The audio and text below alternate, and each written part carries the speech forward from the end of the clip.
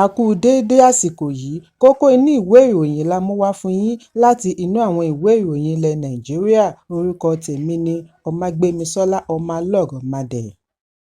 Ilé ìgbìmọ̀ ìpínlẹ̀ Rivers tí Martin Amaewhule ń darí ti fún gómìnà Siminalayi Fubara ní gbèdéke wákàtí 48 (48 hours) láti fi ṣe àgbékalẹ̀ ìṣúná owó ọdún 2025. Àṣẹ yìí wáyé níbi ìpàdé ìgbìmọ̀ ní ọjọ́ Ajé. Síwájú àkókò yìí ni ìpínyà ti wà láàrin ilé ìgbìmọ̀ látàrí fàákájà ọ̀rọ̀ òṣèlú tó bẹ́ sílẹ̀ láàrin gómìnà Fubara àti mínísítà agbègbè ilé ìjọba Nyesom Wike, tí apá kan ilé ìgbìmọ̀ tí Martin Amaewhule ń darí jẹ́ alátìlẹyìn Wike. Nínú oṣù Kínní ọdún 2025 ni Fubara ti bu ọwọ́ lu ìṣúná ọdún 2025 lẹ́yìn tí apá kejì ilé ìgbìmọ̀ tí Victor Okojumbo ń darí bu ọwọ́ lù ú, ṣùgbọ́n ní báyìí ni ẹgbẹ́ Amaewhule ń yarí wípé Fubara gbọ́dọ̀ ṣe àgbékalẹ̀ rẹ̀ síwájú wọn.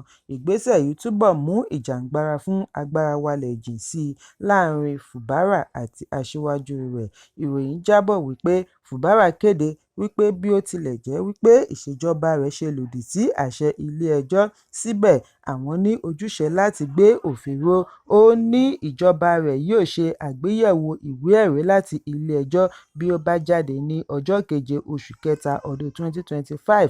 Lẹ́yìn èyí ni Fubara ṣe àgbékalẹ̀ adelé alága ní gbogbo ìjọba ìbílẹ̀ 23 tí ó wà ní ìpínlẹ̀ títí ètò ìdìbò tuntun mìíràn yóò fi wáyé.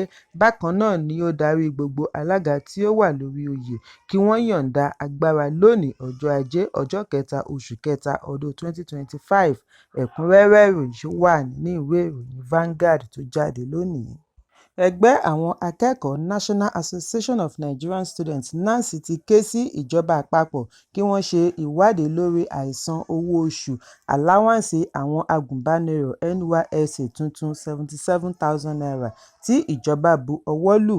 NANS fi ìjákulẹ̀ wọn hàn wípé lẹ́yìn ọ̀pọ̀lọpọ̀ oṣù tí ìjọba àpapọ̀ ti bu ọwọ́ lu àlékún owó agùnbánirọ̀ kúrò ní ₦33,000 bọ́ sí ₦77,000 bẹ̀rẹ̀ láti oṣù Keje ọdún 2024, àjọ agùnbánirọ̀ kọ̀ láti fìdí òfin owó yìí múlẹ̀.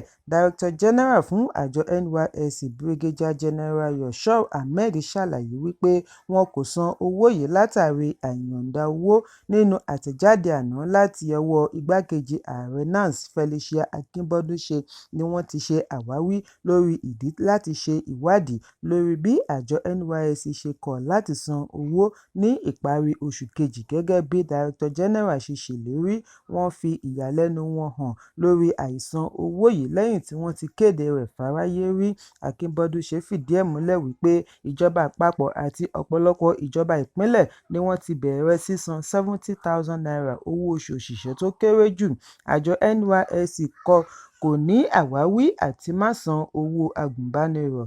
Ó ní èyí túmọ̀ sí wípé wọ́n fi ẹ̀tọ́ àwọn agùnbánirọ̀ dùn wọ́n láti máa gba owó àtijọ́ lẹ́yìn tí ìjọba ti bu ọwọ́ lu owó oṣù tuntun.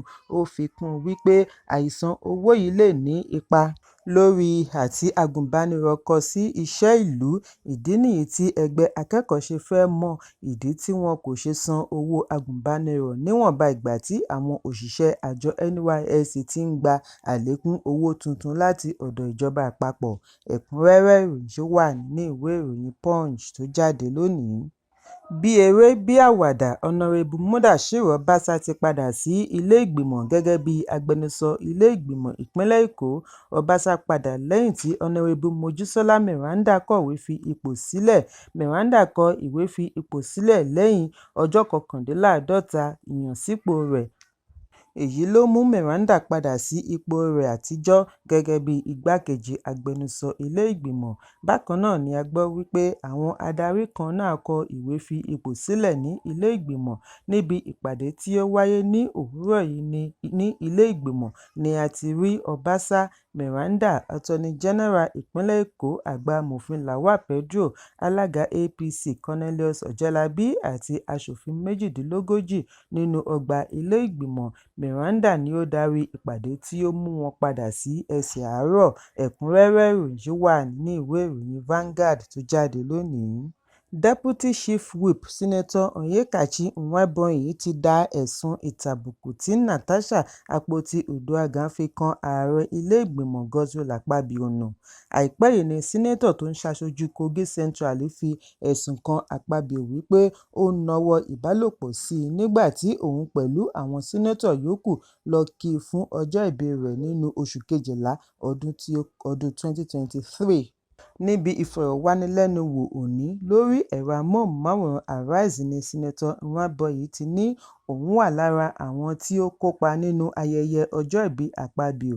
Ààrẹ ilé-ìgbìmọ̀ kò súnmọ́ Natasha ní ọjọ́ náà. Ó ní láti pápákọ̀ òfurufú Senator Attah ni àwọn ti wa ọkọ̀ pẹ̀lú Natasha pẹ̀lú ọkọ rẹ̀ nínú ọkọ̀ tí wọ́n jókòó sẹ́yìn ọkọ̀. Oríṣiríṣi ìpàdé ni àwọn kópa ní ọjọ́ náà kí àwọn tó fàdàgbà ètò sí ilé ààrẹ ilé-ìgbìmọ̀ ní Ikotepene. Nwabuoyi ní òun rántí dáadáa wípé Natasha kérora lórí bàtà tí ó wọ̀ wípé ó ń ta òun lẹ́sẹ̀ kí òun pẹ̀lú ọkọ rẹ̀ tó dúró síta tí òun fi súré lọ darapọ̀ mọ́ àwọn sínétọ̀ yòókù láti wo ilé tí Akpabio ṣẹ̀ṣẹ̀ kọ́.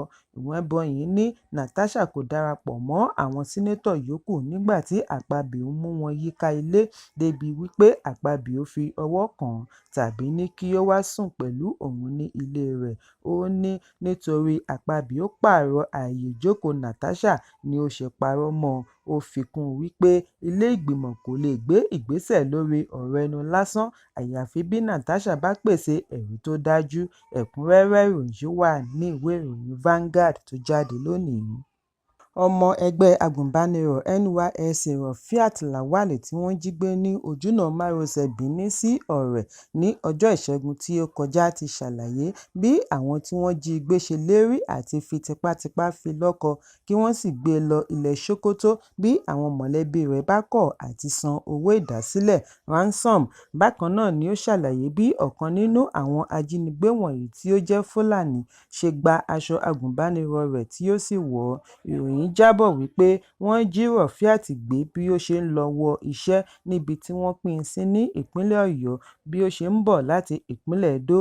Ogún mílíọ̀nù náírà ni àwọn tí wọ́n jí gbé kọ́kọ́ ń béèrè. Lẹ́yìn ọ̀pọ̀lọpọ̀ ìdúnàádúrà ni wọ́n ṣe àdínkù rẹ̀ sí mílíọ̀nù 5 náírà.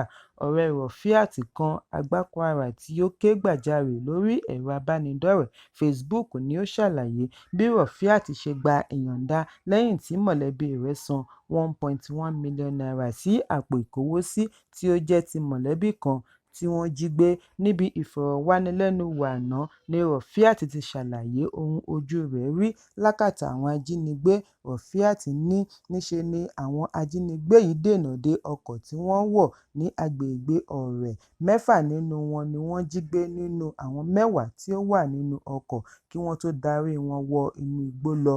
Ọ̀pọ̀lọpọ̀ ohun ìní bíi owó àti ẹ̀rọ ìbánisọ̀rọ̀ ni wọ́n gbà ní ọwọ́ wọn. Lára rẹ̀ ni aṣọ agùnbánirọ̀ tí ọ̀kan nínú àwọn ajínigbé yìí wọ̀. Agùnbánirọ̀ yìí ní fún wákàtí 7 ni àwọn fi ẹsẹ̀ rìn nínú igbó kí wọ́n tó fún wọn ní ààyè àti sinmi.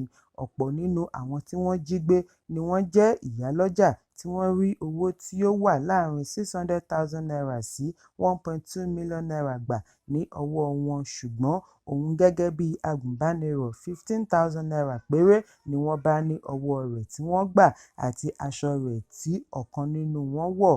Fún ọjọ́ 4 tí wọ́n fi wà lákàtà àwọn ajínigbé ni wọ́n fi ń rìn nínú aginjù.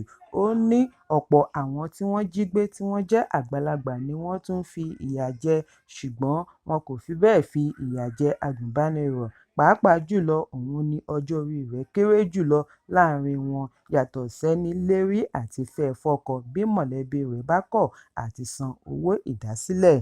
Nígbà tí wọ́n béèrè bóyá wọ́n rí oúnjẹ jẹ fún ọjọ́ 4, ó ní àwọn ajínigbé yìí ti ṣètò gààrí tí wọ́n ń fún wọn mu lẹ́ẹ̀kọ̀ọ̀kan. Bẹ́ẹ̀ ni kò lè sọ àpapọ̀ owó tí àwọn ajínigbé yìí gbà ṣùgbọ́n àwọn kan san mílíọ̀nù 2 náírà, àwọn mìíràn san mílíọ̀nù 3 náírà. Rafiat wá rọ àwọn aláṣẹ àjọ agùnbánirọ̀ kí wọ́n fún láàyè àti sinmi gbogbo wàhálà tí ó là kọjá kí ó tó lè darapọ̀ mọ́ wọn padà. bí ó ti dúpẹ́ lọ́wọ́ ẹbí rẹ̀ pẹ̀lú wàhálà tí wọ́n ṣe kí wọ́n tó rí i dá padà sílé. Ẹ̀kúnrẹ́rẹ́ ìròyìn yìí wà ní ìwé ìròyìn Punch tó jáde lónìí. Kókó inú ìwé ìròyìn tòní kò ní jù báyìí lọ. Ẹ pàdé mi lọ́la fún àkọ́tún ìròyìn. Kí a tó lọ, ẹ má ṣaláì fi àkíyèsí yín ránṣẹ́ kí ẹ sì bá wa subscribe sójúnà wa lórí YouTube kí kókó inú ìwé ìròyìn lè máa tẹ̀ yín lọ́wọ́ ní kíákíá.